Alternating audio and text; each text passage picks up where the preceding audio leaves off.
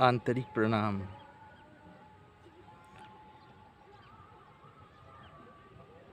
कुछ लोगों में इस प्रकार की धारणा है कि आध्यात्मिक जीवन की शुरुआत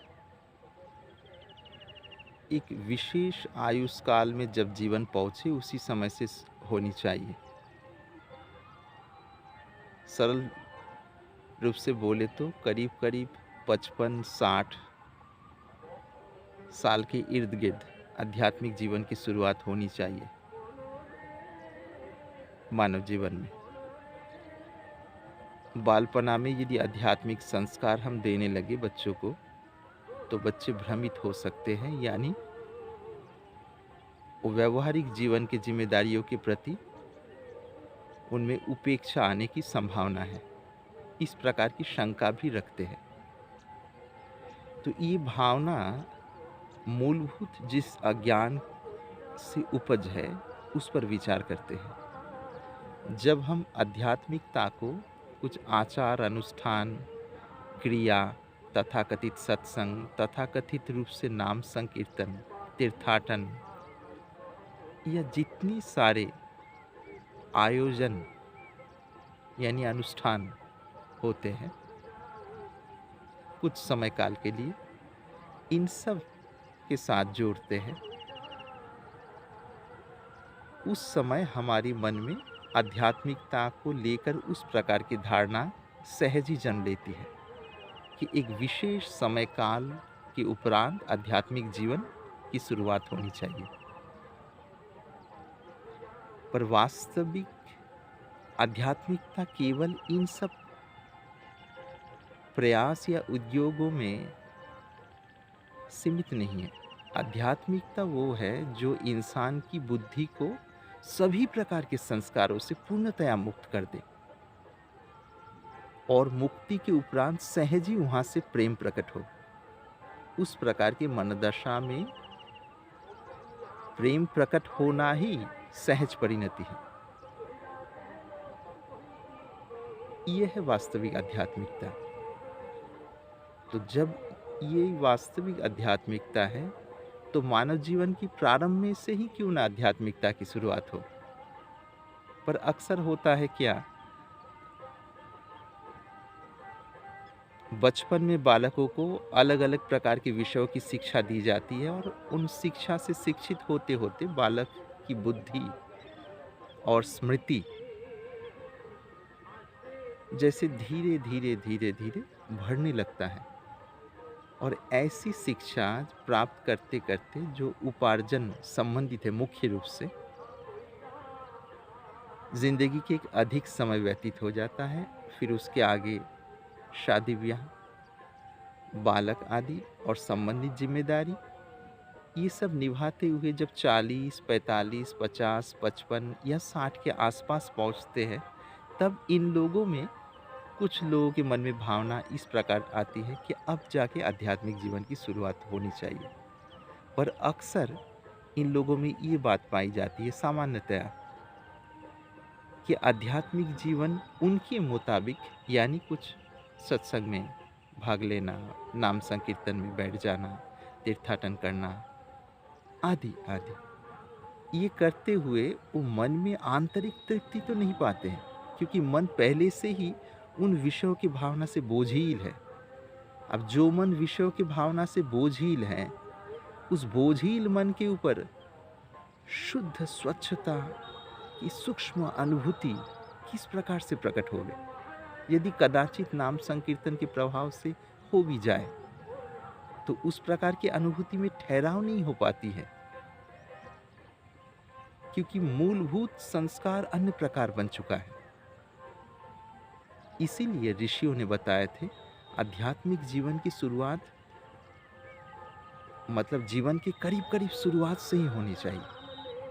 छोटी उम्र में से, जब बालक में धीरे धीरे बोध की जागरूकता हो रही है, यानी भले बुरे के ज्ञान कुछ कुछ आ रहा है, उसी समय से ही उनकी बुद्धि के सामने बहुत ही स्वच्छतापूर्वक, कोई वजन दे के नहीं या कोई बोझिल ढंग से नहीं, सहज रूप से उनके सामने ये बात रखनी चाहिए कि हर एक परिस्थिति को ज्यों का त्यों देखना सीखे।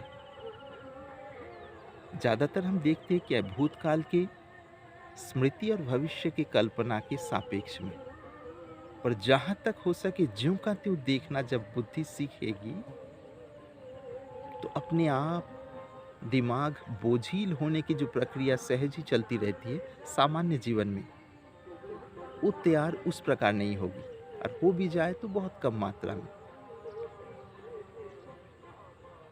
तब उनको इन सभी चिंताओं के पीछे जो इसकी अधिष्ठान शुद्ध चेतन शुद्ध चेतन की अनुभूति में पहुंचने के लिए बुद्धि को बहुत आसानी होगी। और जब बुद्धि आसानी से उस अनुभूति तक पहुंचेगी, तब सहजता से उन्हीं से प्रेम प्रकट होगा। क्योंकि जिस मन में सभी प्रकार के संस्कार धो गए अज्ञान के आवरण हट जाने के कारण, तो उस जगह पे प्रकृति की सहज परिणति है कि विशुद्ध यानी पराभक्ति की प्रकाश उस जगह पर भगवान की कृपा से अपने आप होने लगती है। यानी परम रसीला भाव, ये कोई आरोपित भाव नहीं, बस अज्ञान की पर्दा हट जाने के उपरांत अपने आप वो स्थिति आती है। फिर दिन प्रतिदिन वो बढ़ती ही जाती है। जैसे फल पकते हैं, ये कुदरत के सहज नियम है, ये भी उसी प्रकार। तो आध्यात्मिक जीवन की सूचना शुरुआत जीवन के प्रथम से ही होनी चाहिए। तब बच्चे हर एक व्यवहारिक शिक्षा के साथ साथ अपनी जो मूल अधिष्ठान चेतना जो है, जो हर सोच हर भावनाओं की पहले से मौजूद है, हर भावनाएं विलीन भी हो जाए तो वो ज्यों का त्यों है, तो उस तरफ झांकने की कला उनकी बुद्धि में आ जाए। इस प्रकार की शिक्षा यदि उनको दी जाए व्यवहारिक शिक्षा के साथ साथ, यानी उस जगह के साथ योग रखते हुए, तब दिमाग जो बोझिल होने की प्रक्रिया चलती रहती है वो उस प्रकार और नहीं होगी। बहुत ही सहजता से उनकी बुद्धि समाहित हो पाएगी उस सामान्य चेतन में जो हर मन की मूल अधिष्ठान है। तब जाके उनकी जीवन व्यवहारिक ढंग से भी पहले की अपेक्षा विशेष उपयोगी बनेगी, जिंदगी बनेगी उपयोगी। और अंदर परम शांति होने के कारण जो भाईचारा की बात हम करते हैं, सभी के प्रति वसुधैव कुटुंबकम, ये बात जो कहते हैं, ये सहज रूप से दिल में प्रकट होगी ये स्थिति। क्योंकि अज्ञान और सीमित अहम के कारण ये अनुभूति नहीं होती है। अज्ञान जब हट जाए, ये अनुभूति सहज है, शाश्वत है। तो कृपया ये भ्रम न रखें कि आध्यात्मिक जीवन एक अधिक आयु में पहुंचने के उपरांत शुरुआत होनी चाहिए, नहीं। पर जो वास्तव में उस शुद्ध ब्रह्म स्वरूप में जिनकी बुद्धि ठहरी है, यानी सजगता पूर्वक उनकी बुद्धि में वह अनुभूति उतर आई, ऐसे महापुरुष के सानिध्य में जाके बालकों को छोटी अवस्था से ही उनके संस्कार के अनुसार मार्गदर्शन प्राप्त कराने की अवसर प्रदान करना चाहिए, जिसके द्वारा संसार के उम्र के अनुसार सभी प्रकार के व्यवहारिक कार्य यानी विद्या अध्ययन आदि या संबंधित अन्य सारी चीजें सब कुछ करने के साथ साथ उस परम में डुबकी लगाने की कला भी उनके बुद्धि में आ जाए। तब तमाम प्रकार की हिंसा, अशांति, जलन, उद्विग्नता से मुक्त होकर बुद्धि उस परम शांति को प्राप्त करेगी।